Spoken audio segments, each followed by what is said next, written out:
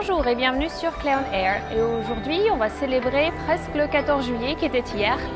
Et derrière moi, voici la maison de la place Louis XIV, qui est en fait le grand-père de Louis XVI. Donc c'est juste pour te montrer que Saint-Jean-Luz a beaucoup d'histoire, que la France a beaucoup d'histoire, et on va un petit peu en parler toujours en rapport de la liberté. Donc la liberté, qu'est-ce que c'est? Bien sûr, ça a commencé peut-être avec quelque chose de plus ou moins évident, qui est le 14 juillet. La prise de la Bastille, mais surtout la Révolution française. Et la Révolution française, qu'est-ce qui s'est passé? C'est qu'en fait, le peuple a voulu tout d'un coup sortir de la crise et il a commencé à se battre car il voulait un petit peu avoir du pain, de l'argent et surtout de l'égalité. Car le roi Louis XVI et Marie-Antoinette, eux, vivaient dans le château et surtout, ils avaient beaucoup d'argent. Ils avaient le pain, ils détenaient le blé, ils avaient vraiment tout le pouvoir. Et on s'est rendu compte qu'à l'époque de la Révolution française, il y avait aussi ce moment de crise qu'on connaît aujourd'hui.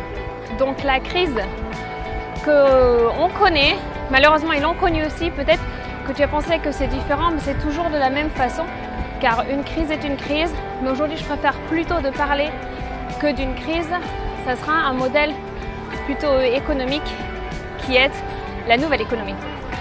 Donc, le 14 juillet, les gens se sont presque battus pour une chose. Donc, ils ont ensuite réussi à avoir la déclaration des droits de l'homme et surtout une nouvelle constitution.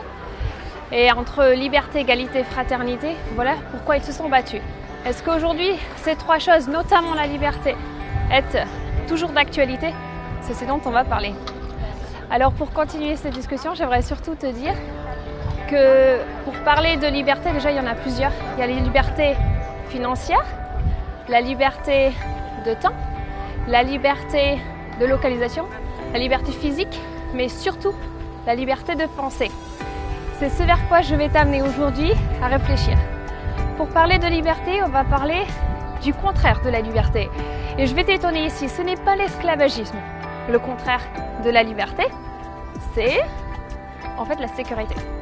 Donc la sécurité, on le retrouve aujourd'hui.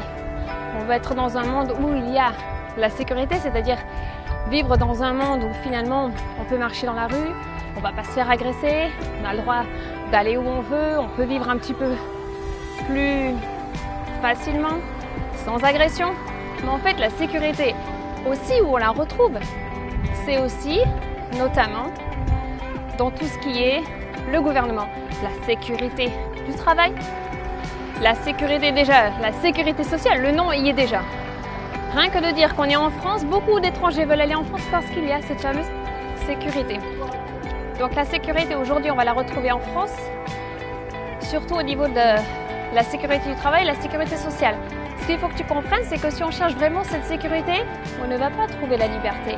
Car c'est à ce moment-là, quand on cherche la liberté, c'est-à-dire que moi je l'avais en Afrique du Sud, et dès que je me suis retirée du contexte de cet endroit qui était finalement pas du tout sécurisé, je me suis retirée de la liberté.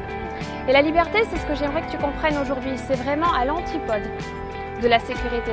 Quand tu es en sécurité, par exemple en France, parce qu'on est français, on est en France, c'est le gouvernement qui va donner des indemnités, quoi que tu fasses, que tu aies des enfants ou pour le logement, ensuite dès que tu es au chômage.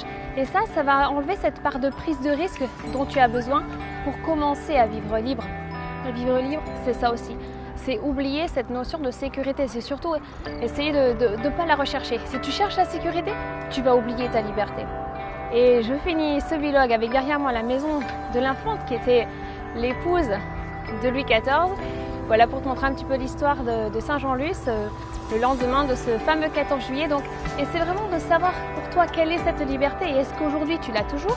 Est-ce qu'on la vit toujours? Et au final, le fait d'avoir fait le 14 juillet, est-ce que c'est toujours d'actualité? Merci d'avoir regardé cette vidéo et je te dis à la semaine prochaine.